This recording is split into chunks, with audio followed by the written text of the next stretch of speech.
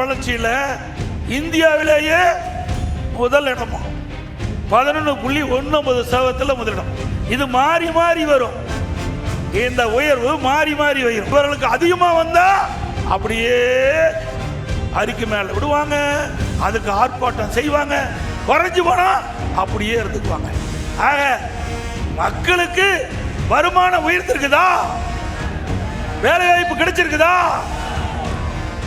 இதையெல்லாம் ஸ்டாலின் கண்டுகொள்ள மாட்டார். ஒரு எதிர்கட்சி சட்டம் ஒழுங்கு நல்லா இருக்குன்னு சர்டிஃபிகேட் கொடுக்க மாட்டாங்க. நாங்கள் எடப்பாடிக்கிட்டேருந்து அந்த சர்டிஃபிகேட்டை எதிர்பார்க்கவும் இல்லை. தவறு நடந்து விட்டால் அந்த தவறை உடனே கண்டுபிடித்து குற்றவாளிக்கு தண்டனை வாங்கி கொடுக்கிற ஒரே அரசு இந்தியாவிலேயே நாங்கள் தான். மாண்புமிகு தமிழ்நாடு முதலமைச்சருடைய அரசு தான். அன்புமணியிடம் கட்சியை கொடுத்து விட்டு நான் நிறுவனமாகிய நான் தன்மையாக சகாபுரம் தோட்டத்தில் கேட்டை சாத்திக் கொண்டு கொள்ளு பேரங்களோடு விளையாடி கொண்டிருக்க வேண்டும் என்று சொல்லுவதை என்னால் ஏற்றுக்கொள்ள முடியும். ஐயா ஐயா என்று சொன்னவாய் இன்றைக்கு ராமதாஸ் என்று சொல்ல வைத்தது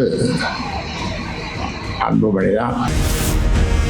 பொதுக்குழுவை கூட்டுவதற்கான அனைத்து அதிகாரமும் மருத்துவர் அன்புமணி ராமதாஸ் அவர்களுக்கும் பொதுக்குழுவால் தேர்ந்தெடுக்கப்பட்டு இன்று அந்த பொதுக்குழுவிற்கு அழைப்பு எடுக்கப்பட்டிருக்கக்கூடிய வடிவேல் ராவணன் அவர்களுக்கும் இருக்கிறது. எம்ஜிஆர் அந்த காலத்திலேருந்து எடுத்த உடனே நம்ம கலைஞர் வசனத்தை இது பண்ணி மக்களுக்கு தேவை மாதிரி சினிமா நடித்தார். எல்லா மக்களை மனசை மாற்றினார். எம்ஜிஆர் மிஞ்சுற அளவுக்கு நமது முதலமைச்சர். அவர் நடிச்சு பார்த்தார், இவர் நடிக்கல. திட்டங்கள் மூலியமா இப்படி நெசவாளுக்கு எப்படி திட்டங்கள் போட்டாரோ அதே மாதிரி ஒரு துறையில் ஒரு திட்டங்கள் போட்டு எல்லா மனசுலயும் இவர் பெரிய எம்ஜிஆர் ஆயிட்டார். அது மகளிர்ல அதிகமான பெரிய எம்ஜிஆர். திமுக இன்னைக்கு தோல்வி பயத்தில், கடுமையான தோல்வி பயத்தில் இருக்கிறாங்க. அவங்க ஏதோ ஒற்றுமையாக இருப்பது போல இருக்கிறாங்க. காங்கிரஸ் கட்சி எந்த நேரத்தையும் அவரை விட்டு வெளியே போறதுக்கு தயாராக தான் இருக்குது.